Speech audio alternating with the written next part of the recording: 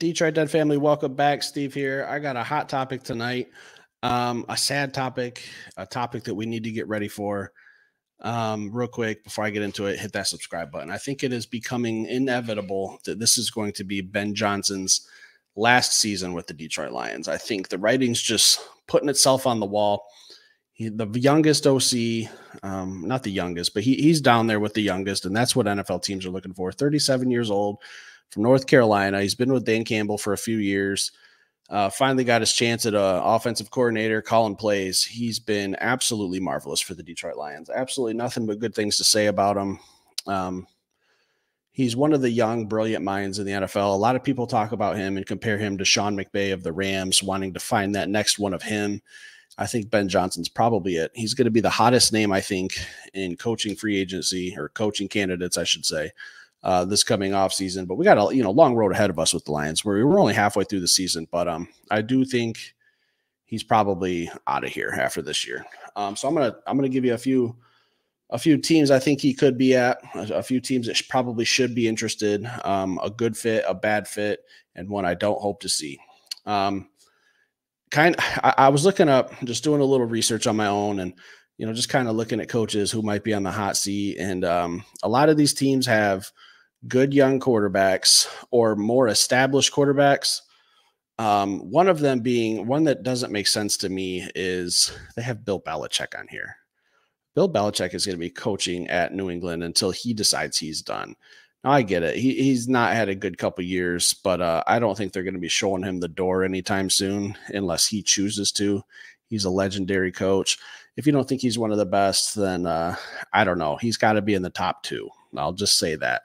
Another one, a lot of these teams, they want to get these new young coaches and put them with these young quarterbacks and kind of turn them into this, quarterback guru type thing that we hear all the time. And I think a good fit, not a great fit, would be Carolina Panthers. They do have Bryce Young, #1 overall pick this past season. But what I don't like is how much they gave up to get him. So you're going to bring in a coach and then not give him any draft picks and not give him the tools he needs to go out and add the pieces that he's going to need on his team. So that's why I don't love the fit with Carolina. But I understand, Frank Reich, good coach, great, fantastic coach, but he's 1-8 right now. Don't know how long the leash is in Carolina with him. Carolina has a very nice defense. They have some pieces. They have Bryce Young. I don't think they have a lot of weapons for Bryce Young. I don't really care for DJ Chark's not, a #1 receiver. He was good with Detroit. Adam Thielen's getting up there in age. Carolina's O-line is sketchy. I mean, we showed that the Detroit Lions ate up their offensive line, and we don't have the best defensive line. So that should show you and tell you a little something. But I do like what they have with Bryce Young. He's a good quarterback. He can make throws. I think if they gave him some pieces around him and protected him better, they could be really good. But like I said, with what they gave up in the draft to move up, not having #1s for a couple more years, that's why I don't really like it for my guy, Ben Johnson. I think this, man, there's so many teams I'm just putting together in my head that I don't know if they're 100% going to make a change, but coaches who are just underperforming right now. This is a team I don't want to see Ben Johnson go to, and it's Matt Eberflus of the Chicago Bears.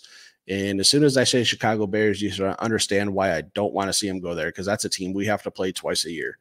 I'm not exactly sure what the Bears are going to do with Justin Fields. They are the exact opposite of the Carolina Panthers.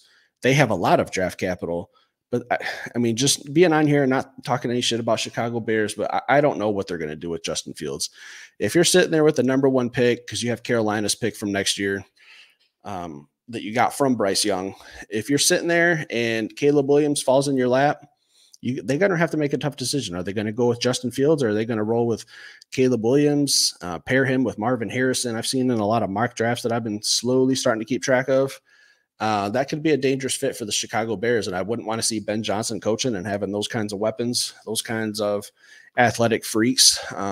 It's going to be bad enough dealing with them probably in the division. I don't want to give them a young mastermind offensive coach. So if I put my feelings aside and I just look at this from the outside, it would probably be a really good fit for him in Chicago if they fire Matt Eberflus.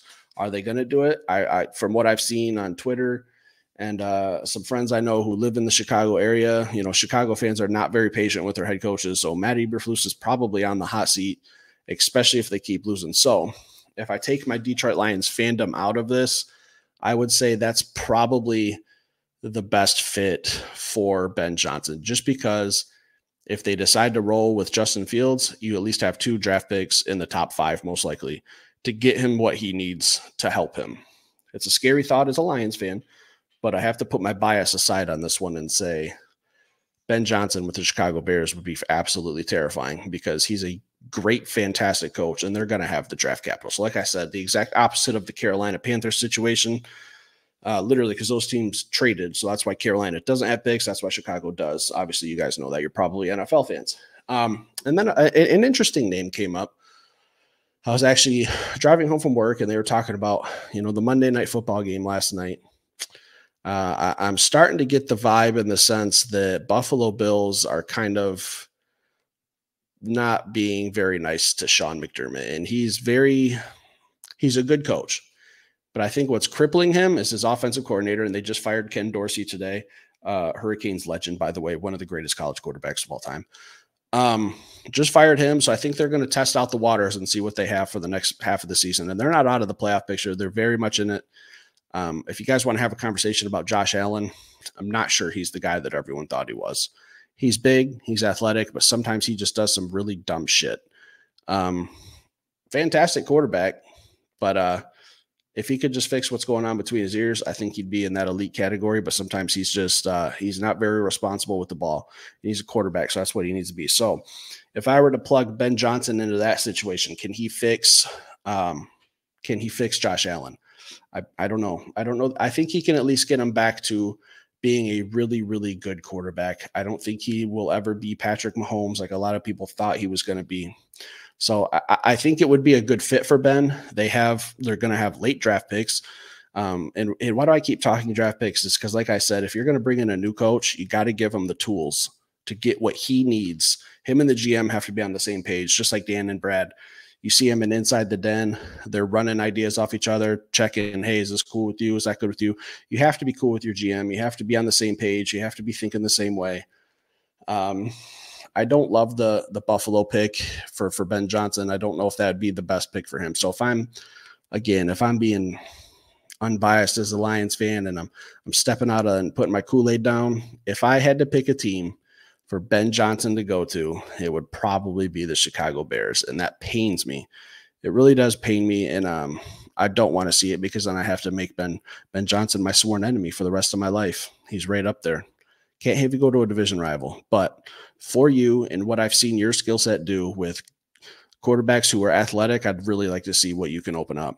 We don't really have that with Goff, but we create athleticism with a lot of other guys, Monra St. Brown, Jahmyr Gibbs, David Montgomery.